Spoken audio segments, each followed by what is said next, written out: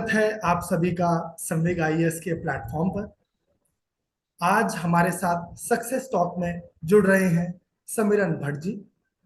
Samiran Bhatt ji Uttarakhand PCS 2021 से rank 7 के साथ डीएसपी के पद पर चयनित हुए हैं। समीरन जी, आपको बहुत बहुत बधाई संवेग आईएएस की टीम की तरफ से। धन्यवाद सर, धन्यवाद संविग आईएएस टीम को मुझे बुलाने के लिए आभार। और मैं काफी टाइम से उनसे जुड़ा हुआ था, तो मुझे काफी खुशी है कि मैंने ये रैंक प्राप्त किया। जी, समीरन जी के बारे में आपको थोड़ा मैं बताना चाहूंगा कि इससे पहले वह उत्तराखंड में एफआरओ के पद पर कार्यरत है तथा अभी अपनी ट्रेनिंग कर रहे हैं। वह संवेग आईएएस से मेंस टेस्ट सीरीज तथा इंटरव्यू गाइडेंस प्रोग्राम व काफी समय से संवेग आईएएस से जुड़े हुए थे। सिमरन हाँ जी, जी। सबसे पहले मैं यह जानना चाहूंगा कि जैसे ही आपको पता चला कि राज्य की इतनी प्रतिष्ठित सेवा में आपका चयन हुआ है, तो आपको कैसा महसूस हुआ? प्लीज ये शेयर कीजिए। सबसे पहले तो मैं भगवान केदार को धन्यवाद देना चाहूंगा, बद्री विशाल को भी, और मेरे माता पिता, भाई बहन एवं गुरुजन। जब ये रिजल्ट आया तो हम यहीं एकेडमी में थे, खाना खा रहे थे।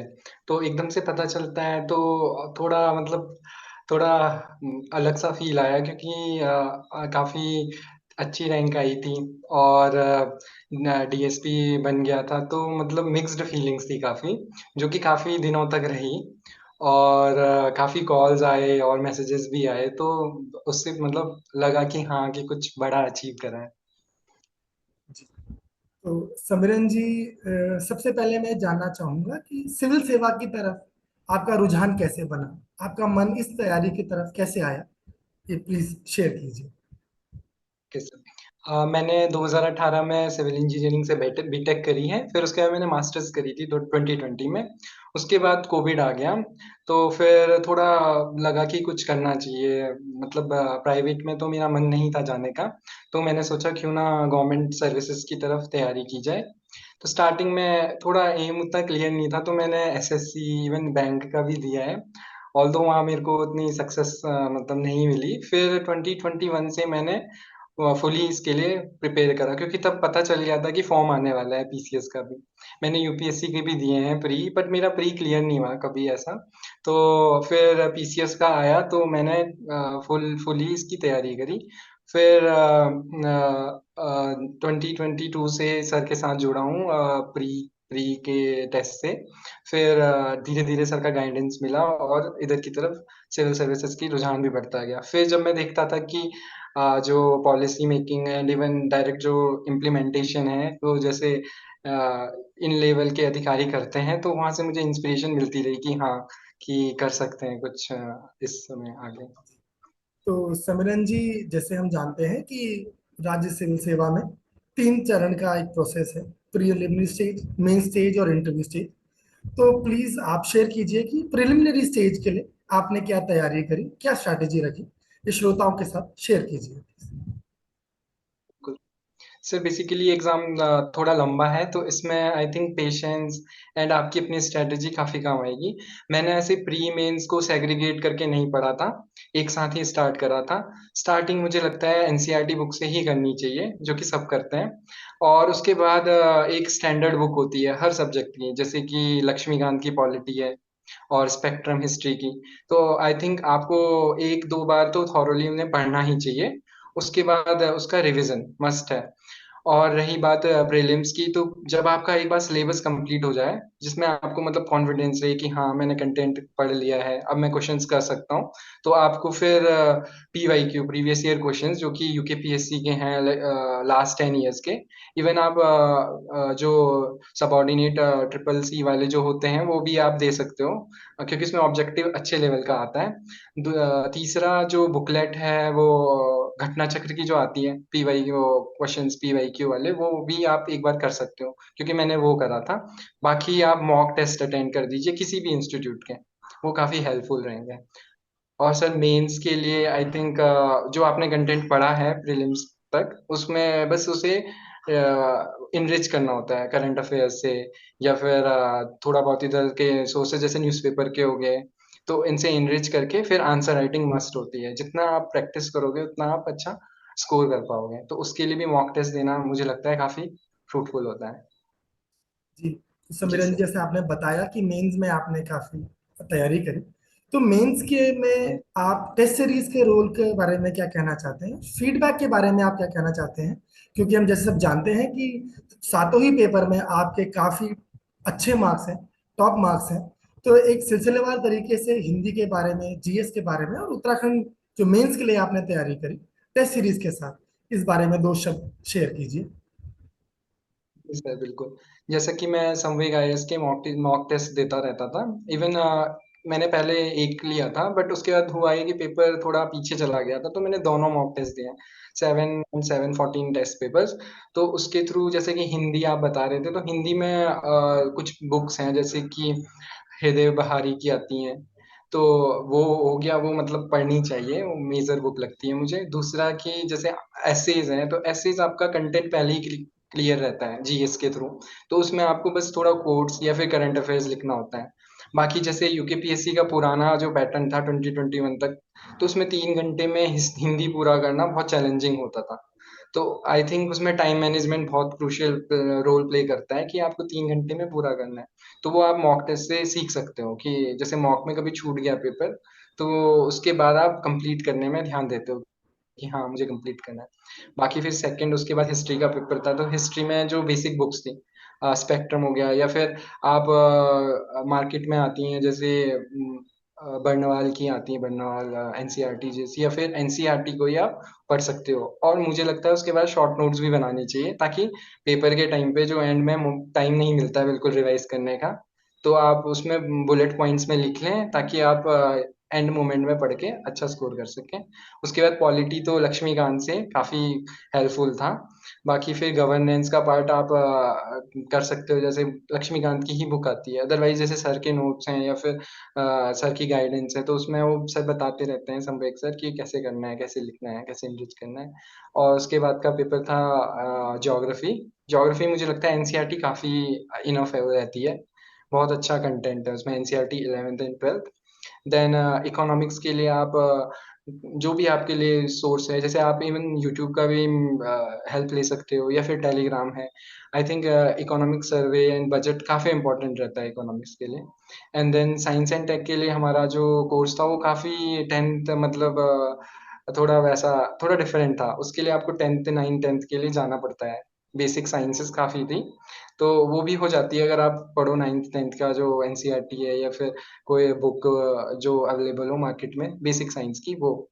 और एथिक्स का तो इस लास्ट टाइम ज़्यादा था नहीं, सिर्फ 80 मार्क्स का ही था, एंड उसमें मैथ्स इंपॉर्टेंट थी 120 मार्क्स का, जो कि मुझे लगा हाईली स्कोरिंग था।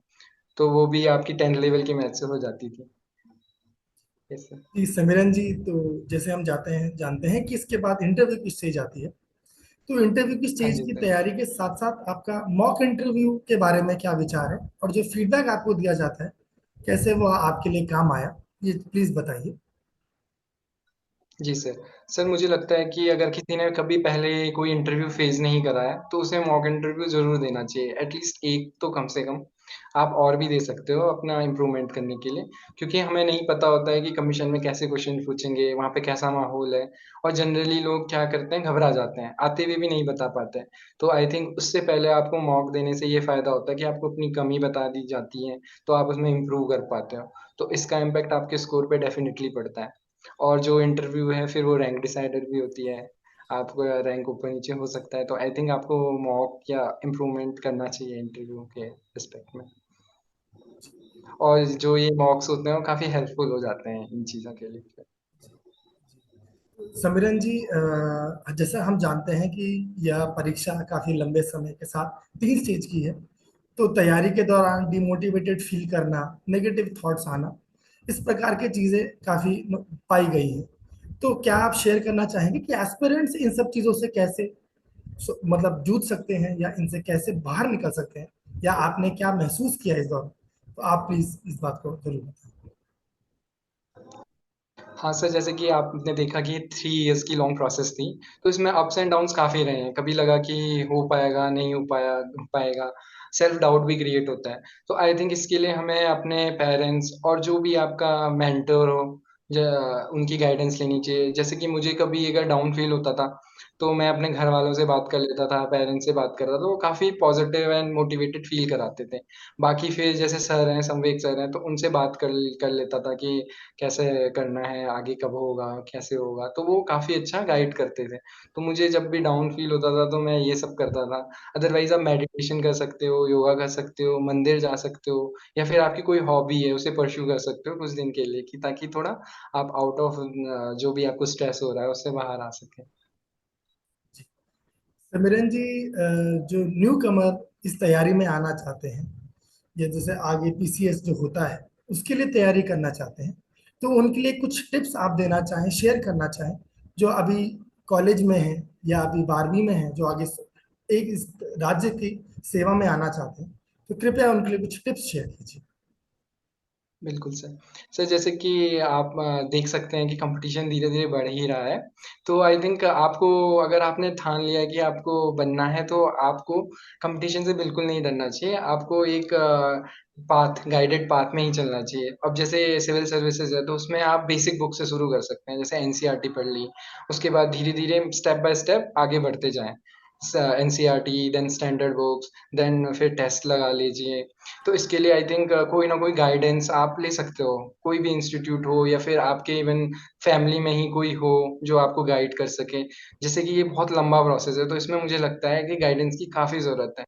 जैसे कि मैंने पहले भी बताया कि अप्स एंड डाउन्स आते हैं इस फेज़ में, कभी लगता है बहुत डिमोटिवेटेड, तो आपको अगर कोई अच्छा गाइड करने वाला हो, तो आप मोटिवेटेड रहते हैं और आप उस स्टेप की तरफ, मतलब पाथ में आगे बढ़ते रहते हैं, और फाइनली आप सक्सेस अचीव कर लोगे अगर आप रहोगे। मतलब कंसिस्टेंसी जो बोलते हैं ना, कंसिस्टेंट रहें पढ़ने में और उसमें, तो आई थिंक इट पॉसिबल है क्लियर करना। जी। समीरन जी, तैयारी के दौरान जैसे हम जानते हैं कि डिस्ट्रैक्शन आना एक लाजमी बात है, तो सोशल मीडिया से या यूट्यूब से आप कैसे मैनेज करते थे अपनी तैयारी को, या कैसे बचते थे, कृपया करके ये जरूर बताएं। बिल्कुल सर। सर जैसे कि मैं अब पहले से ही तीनों सोशल, मतलब काफ़ी सोशल मीडिया में रहा हूँ। ऑल्दो जैसे फ़ेसबुक है, व्हाट्सएप है, टेलीग्राम है, सब में ही एक्टिव था।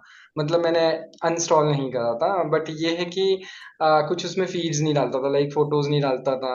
बस वो है कि इन्फॉर्मेशन स्क्रॉल करने के लिए, जैसे कभी बोर हो गए, मन नहीं कर रहा है पढ़ने के लिए, तो तब फ़ेसबुक थोड़ा स्क्रॉल कर लिया, या अ, टेलीग्राम कर लिया। बट ये है कि 5-10 मिनट्स, या मतलब ऐसा इतना टाइम यूज़ करो कि वो आपका पूरा दिन वेस्ट ना हो जाए।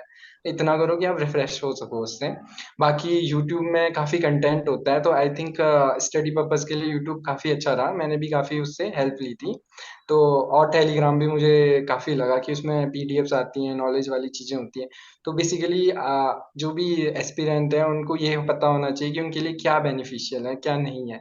अगर आप बेनिफिट ले पा रहे हो यूट्यूब, टेलीग्राम या किसी भी सोशल मीडिया से, तो आई थिंक उसे यूज़ करना चाहिए, बट लिमिटेड। अगर नहीं, आपको लगता है डिस्ट्रैक्शन ज़्यादा हो रहा है, तो आप अपने हिसाब से उसे यूज़ कर सकते हो कि कम करें या ना करें, वो आपके ऊपर डिपेंड है। कुल। जी। तो समीरन जी, जैसा हम सब जानते हैं कि अभी हाल ही में उत्तराखंड पीसीएस 2024 के प्रिलिमिनरी स्टेज का रिजल्ट आया है, तथा मेंस नवंबर में होना प्रस्तावित है।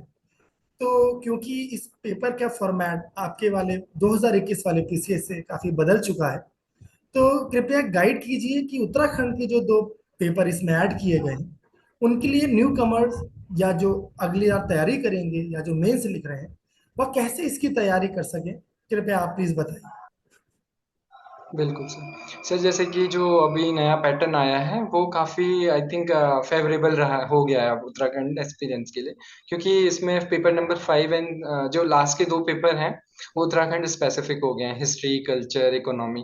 तो इसमें काफ़ी जो उनका जो नॉलेज रखता है, उसके लिए काफ़ी बेनिफिशियल है। बाकी जो स्टार्टिंग का पेपर है, वो हिंदी को उन्होंने 2 पार्ट में डिवाइड कर लिया है। तो इसमें ये है कि जो प्रॉब्लम आती थी 2021 तक, पेपर पूरा नहीं होता था टाइम पे, वो अभी सॉल्व हो जाएगी, क्योंकि अभी आपको 3 घंटे का टाइम मिल रहा है और दो दो पेपर डिवाइड हो गए हैं, तो अभी हिंदी काफ़ी स्कोरिंग और अच्छा हो जाएगा। और बाकी जीएस 1 to 4 जो हैं वो काफ़ी यूपीएससी के फैमिलियर हो गए हैं यूपीएससी पैटर्न पे। तो उसके लिए मैं ये कहना चाहूँगा कि आप यूपी पीसीएस के प्रीवियस ईयर क्वेश्चंस देख सकते हो और यूपीएससी के भी देख सकते हो, but I think UP PCS के काफ़ी क्लोज में रहेंगे उत्तराखंड से, पीसीएस से। बाकी paper number 5th and 6th जो कि उत्तराखंड स्पेसिफिक है, उसके लिए आप स्टैंडर्ड बुक्स ले सकते हो, जैसे कि अजय रावत हो गई हिस्ट्री के लिए। और बाकी आप जो परीक्षा वाणी है वो भी काफ़ी थॉरोली आ गई है, अब काफ़ी कंटेंट आ गया है, उसे पढ़ सकते हैं। और बाकी इंग्लिश मीडियम में भी एक दो बुक्स आती हैं, जैसे विंसर की हो गई। और करंट में जैसे करंट की बुक्स भी आती हैं काफ़ी उत्तराखंड की, तो उनको पढ़ के आप कर सकते हैं। और बाकी इंस्टीट्यूट्स की कहीं हेल्प ले सकते हैं, क्योंकि जैसे पीडीएफ है वो सब अवेलेबल भी रहती हैं, तो आप इंस्टीट्यूट्स की भी हेल्प ले सकते हैं कंटेंट क्रिएट करने। जी। समीरन जी, आखिरी में मैं यह पूछना चाहूंगा कि जैसे हम सब जानते हैं कि मटेरियल बेसिक बुक्स सबको पता है, परंतु किन्हीं कारणवश काफी सारे एस्पिरेंट भटक जाते हैं या सक्सेसफुल नहीं हो पाते हैं। तो आपके अनुसार गाइडेंस का या कहूँ एक मेंटोर का कैसा रोल रहा आपके उसमें तैयारी में, या क्या रोल रहता है? इस बारे में दो शब्द आप प्लीज बताएं। सर मेरी तैयारी में तो काफ़ी रोल रहा मेंटर का, क्योंकि समीक सर ने टाइम टाइम पे मुझे काफ़ी इनपुट्स दिए कि कैसे करना चाहिए, आंसर्स में भी काफ़ी कि कैसे लिखना चाहिए। और कभी भी अगर मुझे फील होता था कि आगे क्या होगा कैसे होगा, तो मैं उन्हें कॉल कर लेता था या मैसेज कर लेता था, तो वो गाइड कर लेते थे। तो इसी कारणवश ही मेरे को काफ़ी जल्दी, मतलब इसी अटेम्प्ट में ही सक्सेस हो गया हूँ। और मुझे लगता है कि इट ऑल डिपेंड्स कि इंडिविजुअल पे। कई लोग काफ़ी ज़्यादा सेल्फ मोटिवेटेड रहते हैं, तो मे बी वो कर लेते होंगे, बट मेरे लिए तो मुझे मेंटर चाहिए था। और आई थिंक अगर आपके पास मेंटर है, जैसे कि अ, अर्जुन के पास कृष्ण भगवान थे, वैसे ही मुझे लगता है काफ़ी सॉर्टेड हो जाती है लाइफ, और आप कम एफर्ट्स में ही काफ़ी कुछ अचीव कर देते हैं। तो मुझे लगता है काफ़ी रोल होता है मेंटर। समीरन जी, बहुत बहुत धन्यवाद आपका समय आईएएस के प्लेटफॉर्म पर समय देने के लिए, और बहुत बहुत बधाई आपको डीएसपी के पद पर चयनित होने के लिए। बहुत बहुत धन्यवाद।